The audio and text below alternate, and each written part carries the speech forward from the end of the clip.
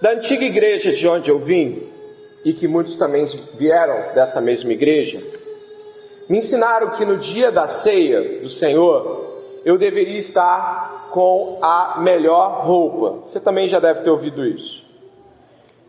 Eu então, como era um ministro local daquela igreja, eu tinha que usar o terno, eu colocava a melhor roupa, que ali no perfil da igreja era o terno.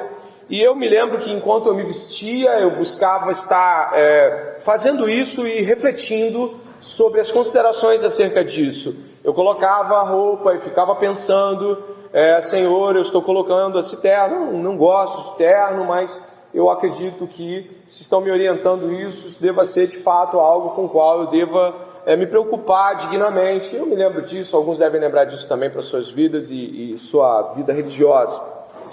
Mas eu também ouvia sobre as pessoas ao redor de mim que falavam também de suas antigas experiências religiosas, e algumas delas constavam, por exemplo, o fato de que na semana da ceia, naquela semana que antecedia a ceia, as pessoas se dedicavam a um exercício de não pecar, né? Não se exacerbar com as pessoas. Você também já deve ter ouvido algumas pessoas comentando, não, é semana da ceia, eu vou pegar leve, não, eu vou pensar direito sobre as coisas. Você já ouviu essas coisas? E eu não quero entrar aqui no demérito delas, eu quero entrar no mérito, eu quero entrar no fato de que a pessoa está preocupada de estar aqui diante da mesa do Senhor, como nós estamos nessa manhã.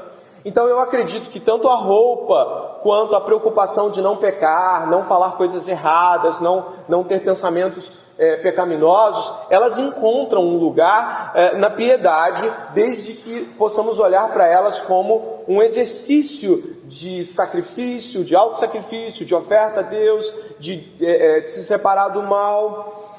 Mas se você puder observar as Escrituras, existem muitas falas sobre a ceia que talvez não traduzam a única orientação expressa diretamente nas Escrituras para que nos aproximemos da ceia.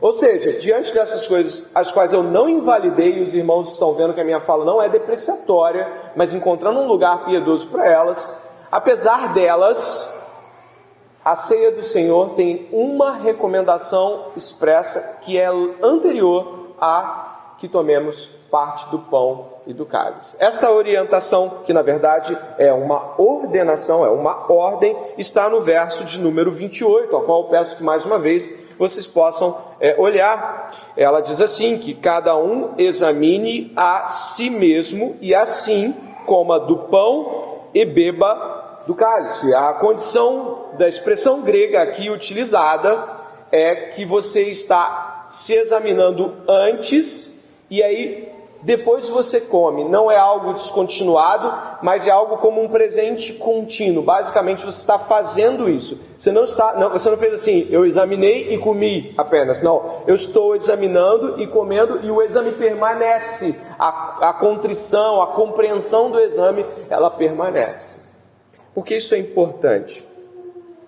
Me parece que o apóstolo Paulo, ele nos coloca estar diante de uma graça, de uma bondade da parte de Deus, que pode se transformar no juízo, um juízo terrível, a qual nós vemos aqui a epístola dizer que pessoas já até haviam morrido em virtude de seu trato com a ceia. A igreja de Corinto está em um estado deplorável em relação à sua participação na mesa do Senhor, e Paulo ordena o autoexame. Por que isso é importante? Ou será que Paulo está deslocado de toda a Bíblia quando pede que determinada coisa seja feita? Eu creio que não, irmãos. O apóstolo Paulo tanto já disse isso a posterior a essa carta, quanto ecoa, por exemplo, Lamentações de Jeremias, né? No capítulo 3 de Lamentações, é dito assim: como pode um homem reclamar quando é punido por seus pecados? Examinemos e submetamos à prova os nossos caminhos, e depois voltemos ao Senhor. Também na segunda epístola aos Coríntios, capítulo 13, verso 5, examinem-se para ver se vocês estão na fé, provem-se a si mesmo.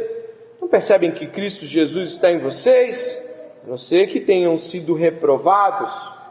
Argumentação de Paulo: a fala de Jeremias, nos fazem perceber que devemos estar diante do Senhor, e aí propriamente aqui, diante desta ordenança, que nos faz trazer à memória o sacrifício de Jesus, a aliança de sangue que Ele fez conosco, nós devemos estar em uma posição de autoexame.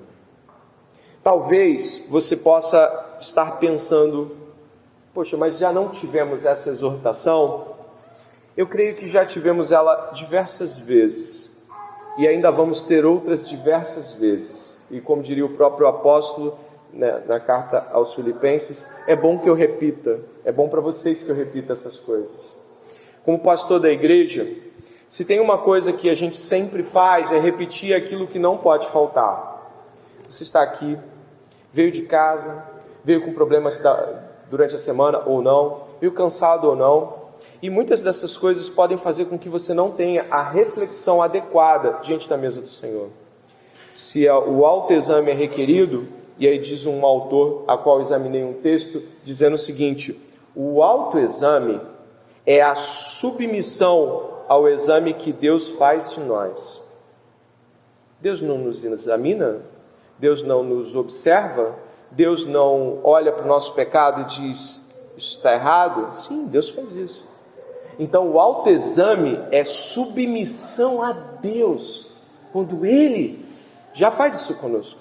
Na verdade, quando nós nos autoexaminamos, nós estamos fazendo algo que Deus já faz, mas nós nos submetemos àquilo que Deus já faz, olhando para dentro de nós. E talvez você pergunte assim, mas, puxa vida, será que olhando para o pão e vendo o cálice, eu já não me sinto contrito, já não vem coisas à minha mente, eu já não fico assim, puxa vida, eu não mereço, será que é assim? Eu vou lhe dizer, não é. Infelizmente, o nosso coração é enganoso a tal ponto de nos apresentarmos aqui nesta manhã sem ter feito o autoexame que o apóstolo Paulo ordena. Ou você, assim como eu, nunca esteve diante da ceia e se alegrou e tomou, mas, meu Deus, eu nem fiz esse autoexame. Eu nem observei o meu coração para ver se havia algum caminho mal, como diz o salmista, né? Para ver se tem algum caminho mal. Senhor, som do meu coração. Mas quando ele fala som do meu coração, ele não fala apenas som do meu coração e deixa a sua sondagem com o Senhor. É som do meu coração e me mostra. Então, nesta manhã, eu diria que tem 3 motivos pelo qual você deveria escrutinar o seu coração diante de Deus. Primeiro, é a nossa própria pecaminosidade. A nossa pecaminosidade, ela é obscurecida aos nossos olhos. Segundo, é que a obra da graça de Deus em nós e por nós é muitas vezes sequer motivo de gratidão, é muitas vezes sequer motivo de comentários, muitas vezes a gente passa uma semana inteira sem dar graças a Deus pela obra que Ele tem feito em nossas vidas. E por fim, o nosso chamado em viver a obediência e a santa gratidão a Ele. O autoexame, ele tem essa triperspectiva. Eu olho para o meu pecado, eu olho para a graça, ou inverte, olha para a graça, olha para o seu pecado, e olha pela obra que Deus tem feito, se alegra, se constrange, se anima, mas se envergonha.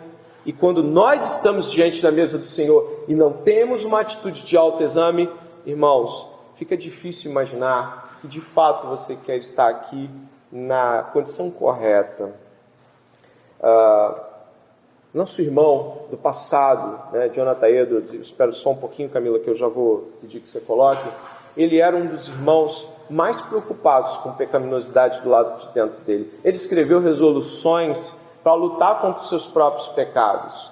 E aí, quando eu estava meditando sobre o texto da ceia, me veio à mente tentar procurar algo que Jonathan Edwards tivesse escrito sobre autoexame. E ele era realmente um homem preocupado com como estava o estado do seu coração diante de Deus. E aí eu te pergunto, antes de até ler um trecho do nosso irmão Jonathan Edwards, você se preocupa com o estado do seu coração? Você se preocupa se há pecado no seu coração continuado nesta manhã? Ninguém está livre de pecar. não é? Não vamos pecar mais. Mas você está preocupado em estar aqui e não estar lutando contra os seus pecados? Uma vez, eu me lembro de ter atendido uma mãe na escola, e eu gosto muito do filho dela. Ele é um garoto muito gentil comigo, ele gosta da aula de história. E aí eu me lembro de ter atendido esta mãe, em certa feita, e o menino, ele tem esse tamanhozinho aqui, ele está com obesidade mórbida. Eu fiquei tão tenso, porque é um menino tão gentil, E eu falei, mãe, seu filho está muito obeso. Falei, tem todo cuidado, hoje em dia você tem que ter todo um cuidado para falar coisas que você quer bem, mas sabe o que aconteceu? A mãe falou assim, sabe o que é, professor? É que todo dia ele me pede macarrão e batata frita. E se eu não botar macarrão com batata frita, ele não come. Eu falei, mas mãe, você precisa... E Coca-Cola, você precisa mudar isso, mãe, o seu filho vai morrer daqui a pouco. Mas, o que pode fazer, né? Eu não tenho a ajuda do meu marido, eu tenho que sair para trabalhar. Olha, não tem muito o que fazer não. É isso que o senhor queria me falar? Eu fiquei assim, a orientadora também ficou assim, sabe? Porque ela não se preocupava. Ela não estava nem aí. E aí eu pergunto para você, é correto não estar nem aí para não se examinar com diligência antes de tomar o pão e o cálice? Se uma questão como essa de um menino que está aí sendo maltratado pelos descuidos da mãe te choca, nos choca mais ainda estar diante da mesa do Senhor, ou deveria nos chocar, então se examinar, não começar aí mesmo, aí no seu coração, onde você está falando assim, Senhor, o pastor está falando sobre algo sério. Senhor, eu preciso agora olhar para dentro de mim, no restante dessa pregação, e eu preciso tomar a atitude correta diante da ceia. Eu preciso me auto-examinar no Senhor. Ainda peço que a Camila espere, mas o Jonathan Edwards fala assim, o coração humano é cheio de pecado e corrupção, e a corrupção tem um efeito espiritual de cegueira. O pecado sempre carrega um grau de obscuridade. Quanto mais ele prevalece, mais ele obscurece e ilude a mente. Ele nos cega para a realidade que está ao nosso próprio redor e em nosso coração. Assim, o problema não é, em absoluto, a falta de luz da verdade de Deus. A luz brilha suficientemente ao nosso redor, mas a falha está em nossos olhos. Estão obscurecidos e cegos pela incapacidade mortal que resulta do pecado. E aí sim, eu peço que a segunda parte do texto você possa olhar e aí já começar a ir lá dentro, já começar a pensar lá de dentro.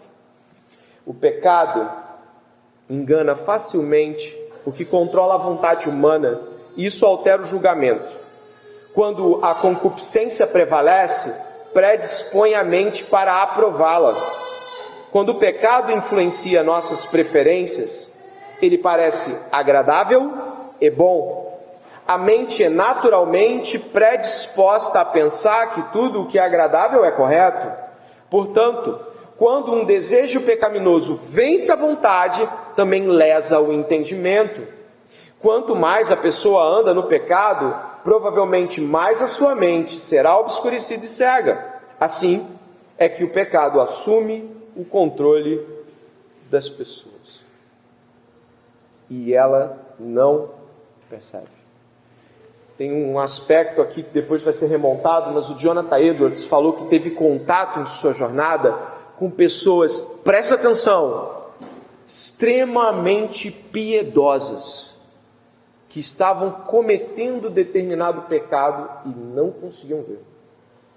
E ele falava, nesses seus escritos, ele falava para as pessoas, olha, isso é pecado. E a pessoa, não, pastor, não é, pastor. E ele falava, você é uma pessoa tão piedosa, como você não está vendo isso? Como você não está vendo que isso é errado? Como você não está vendo que isso fere a santidade do Senhor, que isso ofende o Senhor? E a pessoa, não, pastor, o senhor não está vendo pelo meu ângulo. Jonathan Edwards disse algo interessante sobre isso. Ele fala assim, as pessoas mais piedosas, às vezes são as mais enganadas quando dá continuidade de seu pecado. E eu continuo aqui, dizendo que a consequência de não examinar-se, de não se autoexaminar-se, a consequência de não se autoexaminar, é que você aos poucos vai dizer que certas coisas são tão importantes que você não pode viver sem elas.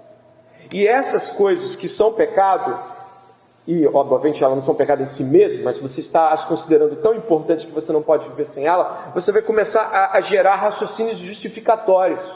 Esses raciocínios te conduzem para a posição de quem não mais abre mão do seu pecado. Efésios 4:22 fala das concupiscências do engano, da capacidade que o engano tem de fazer com que a pessoa crente possa cair nisso. E uma das coisas que a gente vai vendo sutilmente é que nós vamos nos acostumando com o pecado. Eu acredito que nós deveríamos prestar atenção, e eu coloquei aqui 2 versículos do livro de Provérbios, aos quais eu peço que você possa ler em voz alta, por favor. Todo o caminho do homem é reto aos seus olhos, mas o Senhor sonda os corações. O próximo. O temor do Senhor consiste em odiar o mal, rejeitar todo orgulho, a arrogância, o mau comportamento e o falar perverso. Odiar o mal. Esta semana eu tive a oportunidade de falar a algumas pessoas que discipulo sobre este versículo. E eu fiz a seguinte analogia, a seguinte figura. Eu falei assim: pense em algo que você odeia. Pensou?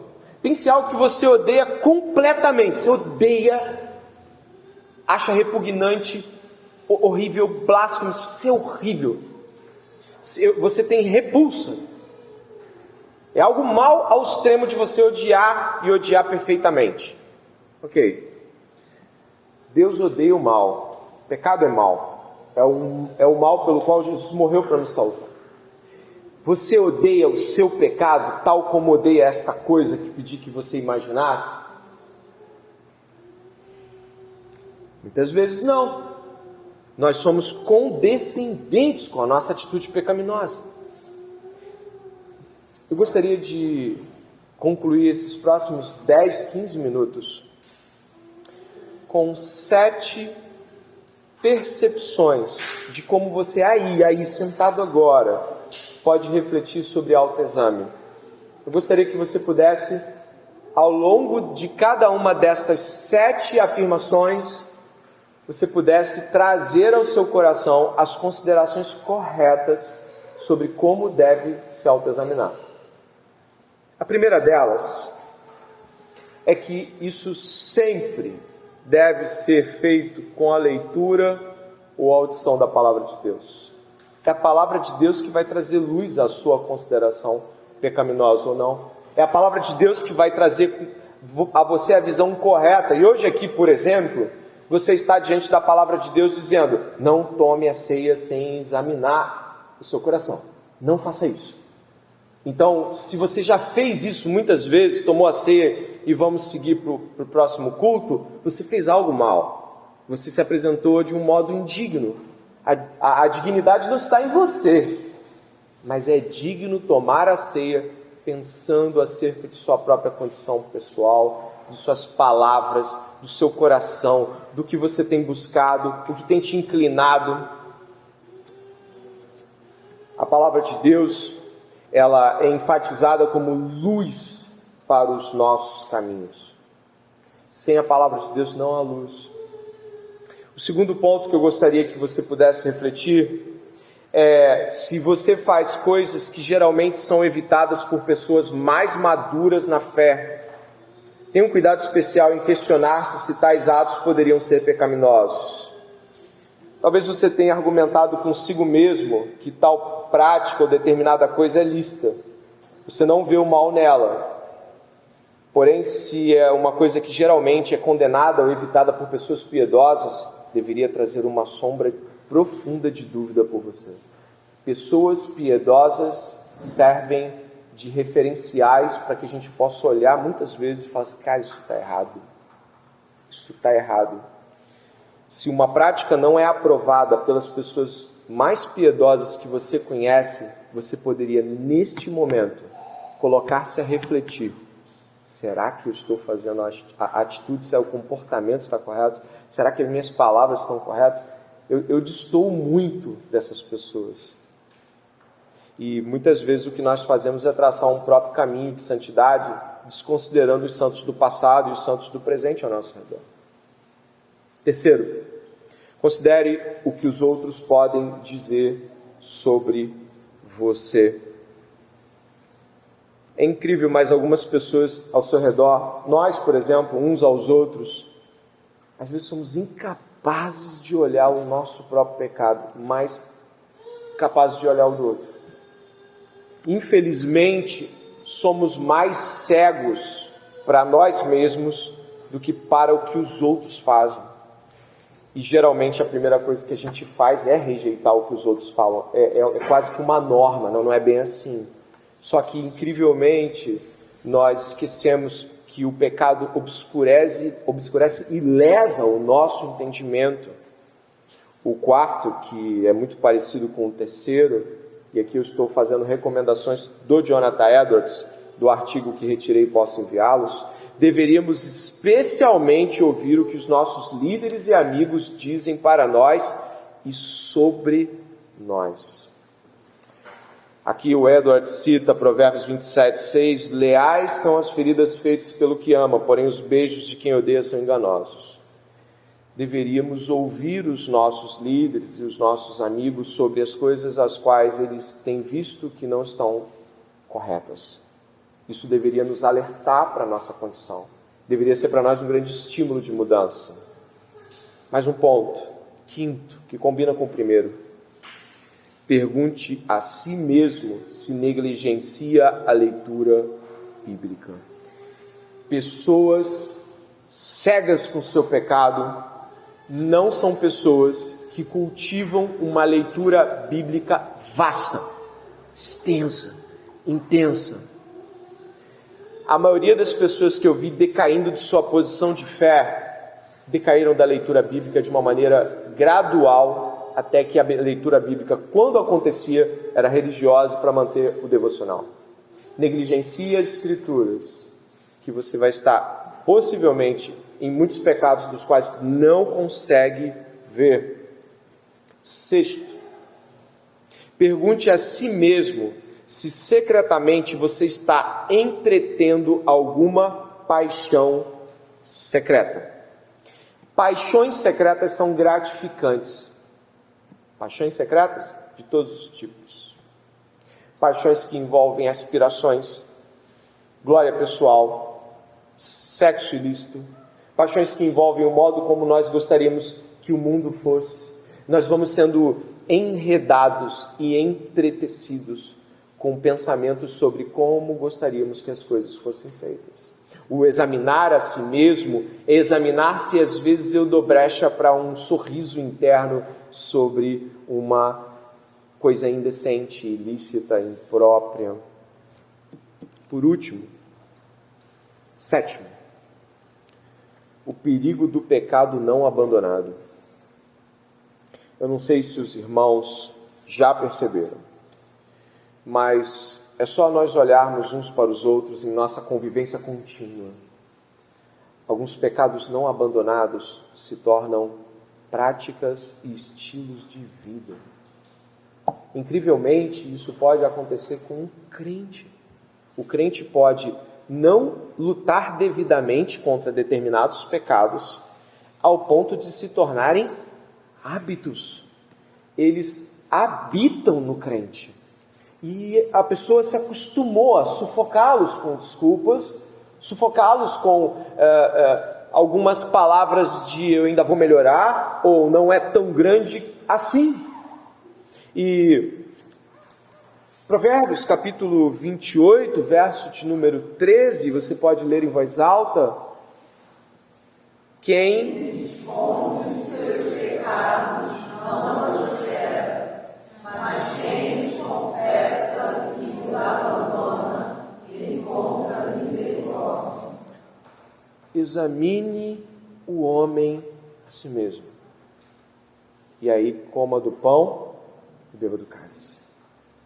O nosso desafio é que muitas vezes esse autoexame não é comum e não é algo que nós vivenciamos.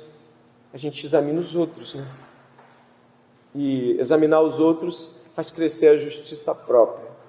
Examinar a si mesmo traz contrição de espírito, abatimento de espírito. Eu gostaria que você pudesse refletir que nós estamos aqui diante de uma mesa posta pelo Senhor. E de que as pessoas que estavam perto dele não perceberam, na primeira vez que ele fez isso, não perceberam a grandeza. Elas não se autoexaminaram, na verdade estavam medindo quem era o maior, quem era o menor.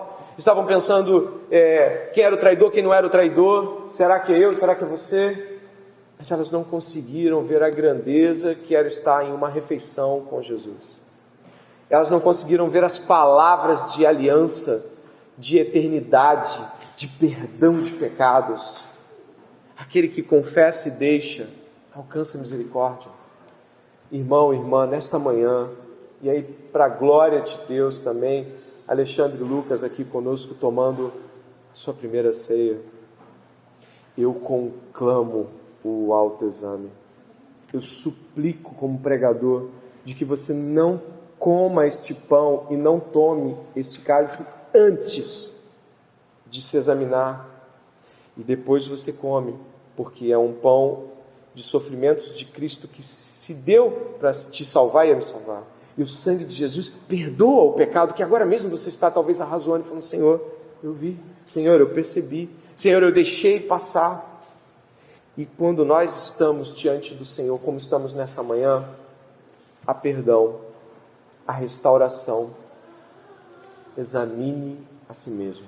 Antes de cantarmos um cântico e dividirmos o pão, eu gostaria que você orasse ao Senhor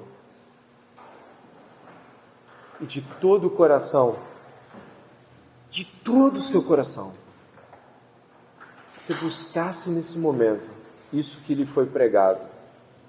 Você buscasse olhar e falar: Senhor, eu não posso permanecer com este pecado. Senhor, me mostra o que eu tenho feito, o que eu fiz da minha vida nessa semana, nesse mês.